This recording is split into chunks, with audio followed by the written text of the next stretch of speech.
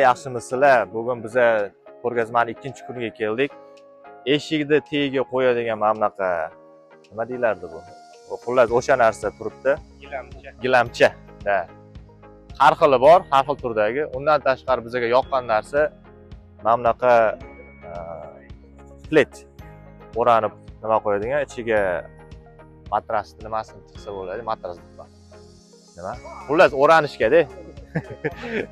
Kema har xil rangi bor ekan. Buni kilolab sotar ekan. 1 kilosi 24 yuan ekan. Endi og'irligiga qarab narxi o'zgarib ketadi. Undan tashqari mana bunaqa gilamlari bor ekan. Yuqagina gilamchalari har xil rangda. Ko'rinishi zo'r, lekin yig'ishtirishga kelganda menimcha rosa qiynaladi. Bundan tashqari mana bu yerda har xil turdagi bor ekan. Zavod Suzhouda joylashgan. Materiallari zo'r.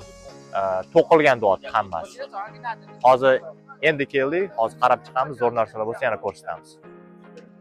Hozir ayollarimiz yaxshi ko'rgan pastelni belyoga keldik. Ko'rib turganinglar, mana bu tayyori, bu sariq rangi, lekin bular hammasini chiqazmas ekan. Orqamda turgan hammasi bu bambu materialidan qilingan ekan.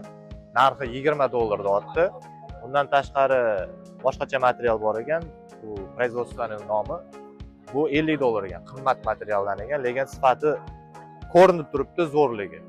Mana bu tayyor holati. Undan tashqari mana narigi tomonda ham pastelni belyolarni tayyor qilib qo'ygan. Zavod katta ekan, lekin yaxshi narsa ishlab chiqarar ekan, arzon narsa chiqarmas ekan. Hozir ko'ramiz endi arzonrog'ini topishga. Hozirgi kunda hamma eko do'stona, tabiatga yaxshi bo'ladigan narsalar chiqarishga harakat qiladi. Hozir biz shunaqa zavodning nimasiga keldik. Ko'rib turganinglar, yostiq. Yostiqni bular tabiatga zarar keltirmasdan ishlab chiqarar ekan. Nimadan? Soyabin daraxtidanmi, nimadan qilamiz dedi. Uncha tushunmadik biz nimadan, lekin ish qilib eko deyapti. Yostiq zo'r, ko'ryapsizlar. O'zimizda an'anaviy yostiqlardan ancha farqlanadi. Keyin eslab qolish qobiliyati bor deyapti. Mana bu yerda ham har xil shaklda bor ekan. Narxi aniq narx aytolmaydi, chunki bu dizaynga, nechta olishingizga bog'liq va qancha olishingizga bog'liq. Lekin o'rtacha narxi $15-20 bo'lar ekan. Eko narsa qimmat turadi, lekin oladiganlar bor. Asosan otellar ko'proq oladi buni. Chunki oteldagi bu brend bo'ladi. Yaxshi nima? G'oya. O bizada eko nimani bordir. Kelinglar. Xullas, mana shunaqa fabrika ekan. Do'stlar, pastelni belyoni zo'rini topdik. Hozir biz zavodga keldik. Bu yerda ham mana bambuli nimasi bor ekan, 3 tasi birda. O'sha kegidagi navlichkasi, yostiqqa bambulik ekan. Narxi $40 ekan. Zo'r ekan. Sifatini ko'rsanglar, mana buni bitta ushlab ko'rishdan bilsa bo'ladi, sifat zo'r. Undan tashqari sholkoviy nimalari ham bor ekan. Mana bunaqa. Sholkoviy qimmat. 3 tasi birda polniy mana bunaqa komplekti $200 deyapti. No, sholkka menimcha $200 zo'r narx. Endi Toshkentda bilmadim, nech pul? No, kamida bir 500-600 sotsa kerak shu balaga o'xshab. Xullas, narxi zo'r ekan, kontaktlarni olib oldik. Bazaga kiritib qo'yamiz. Sizlar hozir biz xalatlarga keldik. Mana ko'rib turgan xalatinglar fabrikdan qilingan ekan. Sifati zo'r. Ko'rib turibsizlar. Mana bunaqa uzuni bor ekan. Yo'qdi, zo'r ekan. Har xil rangda bor. Uzuni 32 yuan deyapti. Kaltasi 28 yuan. Bundan tashqari o'ranadigan o'ranchiqlari bor ekan. O'ranchiqlari 50 yuan bor. Eng kattasi. Naryoqda yana kichkinalari va boshqalari bor ekan. Bularda ham eshikdagi mana bu kichkina gilamcha qo'yib qo'ysa bo'ladi. Sifati zo'r, undan tashqari narxi zo'r ekan. Brendini qo'ysanglar bo'ladi, o'zingizlargina xohlasanglar orqasiga mana bunaqa yozib bersa bo'ladi. Eng kamida 1000 ta olish kerak ekan. Shunisi nima? Lekin menimcha gaplashib ko'rsa bo'ladi. Narx bo'yicha menimcha juda zo'r. Wait. Okay. Do'stlar, hozir dushovoylarga qo'yadigan pardani keldik. Hozir bizga test qilib ko'rsatyapti, keyin tanishtirib o'tamiz. Mana biza materialga o'xshayapti deyapmiz. Suv bo'lmaydimi deyapti. Yo'q bo'lmaydi deyapti. Hozir test qilib ko'rmoqchi. Mana suv ko'tarar ekan. Ko'ryapsizlar ham oqib tushyapti. Guta. Xullas zo'r ekan.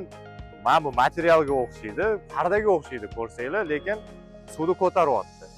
Narxiga kelsak, bu 这个是多少钱人民币的？这个刚刚我说的是40 40 yuan. Naryoqda oddiylari bor ekan, paxta bilan aralashmasi, u 23 yuan ekan.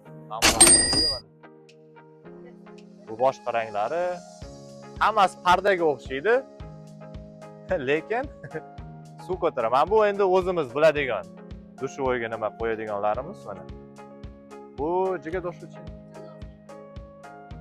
Bu ham shu 30 nechidir yuan dedi-da, 35 yuanmi shunaqa atrofida.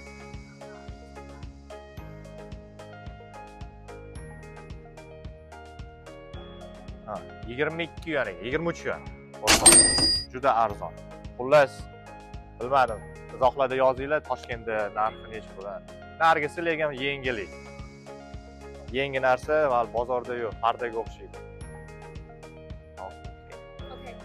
Do'stlar, hozir biz mana bu stol stullarga, keyin divan kreslolarga ustiga nima material yopib qo'yadigan bor-ku, chang yoki kir bo'lmasligi uchun. Shunaqa narsa topdik. Mana ko'rib turganinglar, rasmda bitta katta stolga va stullariga bor ekan. Undan tashqari mana bunaqa divan kreslolarga ham bor ekan. Bilasizlar, yosh bolalar bo'lsa, kir bo'ladi. Buni shundoq olib, yuvib tashlab, yana qaytadan ilib qo'ysa bo'ladi. Hamma narsaga bor ekan. Bu yerda divan, kreslo, stul va har xil materialda logolarni o'zingizlarni qo'yib berish mumkin. Narx-navosi bo'yicha bizga chiqsanglar, biz aytamiz, chunki bular bilan hali narx-navoni gaplashmadik. Lekin o'ylamayman, unaqa qimmat narsa emas deb. Lekin materiali zo'r ekan, arzon. Chiqinglar. Mana do'stlar, ko'rib turibsizlar, hozir kichkina konferensiya bo'lyapti. Qanaqa konferensiya? Bu Fransiya, Italiyadan dizaynerlar keladi-da, yoki mana bu katta menejerlar keladi. Qanaqa qilib globalniy bozorga chiqishni shu yerda o'zida mana ko'rsatyapti. Nima qilish mumkin? Masalan, chet eldagilar qanaqa qilib Xitoy bozoriga kirsa bo'ladi. Xitoy bozori dunyoda eng katta bozorlardan hisoblanadi. Ozgina sotsa ham уже summarniy nimada juda katta bo'lib ketadi. Kim Xitoy bozoriga kirsa, juda katta soqqani tagida qolib ketadi. Adidas, Nike, Louis Vuitton hammasi Xitoyga kirgisi keladi, chunki Xitoy juda katta bozor. Va bu yerda o'rtacha xalq, puli bor xalq ko'payyapti. Yildan yilga, oydan oyga, kundan kunga. Mana. Do'stlar, hozir biz zo'r narsa topib oldik. Mana ko'rib turganinglar, ko'ryapsizlarmi? Ustiga nakitka, shundoq sovuq vaqtida tashavasi bo'ladi. Juda bogatli ko'rsatar ekan. Bundan tashqari mana bunaqa modellari bor. Bu uzun ekan. Undan tashqari kichkinalari bor. Tepalarni ko'rsanglar, tepalarda turibdi. Ham ko'p ko'ryapsizlar. Mana bulari kichkina razmer. Ko'ryapsizlarmi? Shuni ustiga tashlab olish. Bundan tashqari mana bunaqalari bor. Ha. 40. Olsanglarni narxini ham tushib beraman deyapti. Materiali zo'r, juda bogatli ko'rsatar ekan. Endi ko'ramiz. Hozir kontaktlarini olib gaplashib ko'ramiz. Ularni ham bazaga qo'shib qo'yamiz. Aloqaga chiqinglar. Shubaga qiziqqanlar, nima shu tekstil sohasida ishlaydiganlar, mana ko'rib turibsizlar, mana shu bolani zo'r ekan material va ushlab ko'rsanglar, vashshe zo'r. Biz hozir mana orqa tomoniga kiramiz. Bu zavod ishlab chiqaruvchi. Bular shuba chiqarmaydi, lekin mana bu shubani ustidagi materialni ko'ryapsizlarmi? Shu materialni ishlab chiqarar ekan, sotar ekan. Bu materialni sizlar olib, O'zbekistonda tikib, tayyor shuba qilib sotsanglar bo'ladi. Kecha qiziqib bir so'ragan edik, Toshkentda xitoyliklarning o'zlari kelib, shubani $600 dan taqillatishyapti. Hozir ichkariga kirib ko'rsatamiz sizlarga shu materiallarini. Mana ko'rsanglar, pastga ham qo'yib qo'ygan, leopardovoy. Mana bu yerdan ketadi o'sha shubani materiali. Ko'ryapsizlarmi? Har xil nimada fason, rang, mana bular ham bor. Tashqarida turganlardan mana. Shunaqasi ketaveradi. Qanaqa sizlarga kerak bo'lsa. Bu tomonda mana boshqacha dizayndagilar bor. Ya'ni agar o'zingizlarning dizayningiz bo'lsa, uni ham chiqarib beramiz, deyapti. Narxiga kelsak, aniq narxni aytish qiyin, lekin 1 kilosi 25 yuan bo'ladi, deyapti. Men buni o'zi, mana bu turishi 1,5 kilo. Endi bitta shuba qilish uchun menimcha shunaqadan 2 ta yo 3 ta ketadi. Jami 150 yuanga chiqsa kerak, shuni o'zi. Endi yana qolgan rasxodliklari bor. Lekin tayyor shubani materiali.